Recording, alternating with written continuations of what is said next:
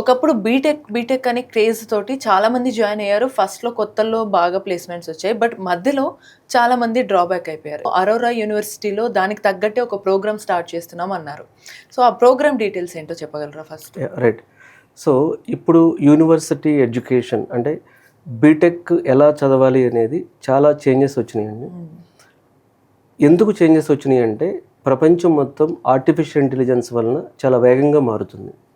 అంటే సాఫ్ట్వేర్ కంపెనీస్లో బేసికల్గా 2 టైప్స్ ఉంటాయి. సర్వీస్ బేస్డ్ కంపెనీస్ అని, ప్రొడక్ట్ బేస్డ్ కంపెనీస్ అని. ఇప్పుడు మనం చెప్పుకునే టీసీఎస్ కానీ, ఇన్ఫోసిస్ కానీ, ఎసెంచర్ ఇలాంటివన్నీ సర్వీస్ బేస్డ్ కంపెనీస్ అంటారు.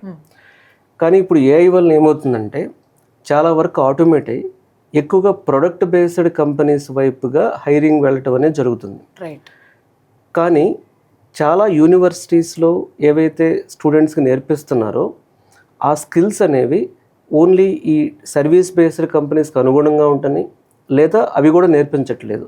అంటే ఇండస్ట్రీ ఎక్స్పెక్టేషన్స్కి అట్లాగే పిల్లలు నేర్చుకునేది యూనివర్సిటీలోకి ఒక ఈ అకాడమీ ఇండస్ట్రీ మధ్య చాలా గ్యాప్ ఉంది. రైట్. ఎందుకంటే థియరాటికల్గా నేర్చుకుంటున్నారు కానీ వాటిని ప్రాక్టికల్గా అప్లై చేయటం కానీ, అడ్వాన్స్డ్ కాన్సెప్ట్స్ నేర్చుకోవటం కానీ గ్యాప్ ఉంది. అయితే కొన్ని యూనివర్సిటీస్, కొన్ని కాలేజెస్ ఇవి కరెక్ట్ చేయడానికి ట్రై చేసి ఫైనల్ ఇయర్లో సిఆర్టీ ట్రైనింగ్ అని, ఫైనల్ ఇయర్లో కోడింగ్ బూట్ క్యాంప్స్ అని, ఫైనల్ ఇయర్ థర్డ్ ఇయర్లో హ్యాకథాన్స్ అని కండక్ట్ చేస్తున్నారు. అవి కూడా ఇప్పుడు మారుతున్న టెక్నాలజీస్కి అనుగుణంగా సరిపోవట్లేదు. సో ఇప్పుడు ఒక న్యూ జనరేషన్ ఇంజనీరింగ్ ప్రోగ్రామ్స్ అనేవి, ఒక న్యూ ఏజ్ ఇంజనీరింగ్ స్కూల్స్ అనేవి ఒక కొత్త ట్రెండ్ కింద స్టార్ట్ అయింది.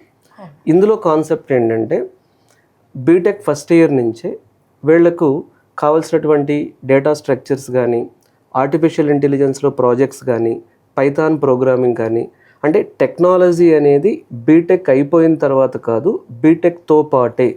అంటే ఒకప్పుడు ఏంటంటే ఇంజనీరింగ్ కాలేజ్ వేరు, కోచింగ్ వేరు. ఇప్పుడు అయిపోయిన తర్వాత మళ్ళీ వచ్చేవాళ్ళు జావా, పైథాన్ అని నేర్చుకుంటూ వచ్చేవాళ్ళు. దానివల్ల ఏమవుతుందంటే 83% స్టూడెంట్స్ ఇన్ 2024 ఈవెన్ జాబ్లెస్ ఉన్నారు బీటెక్ చదివిన వాళ్ళు.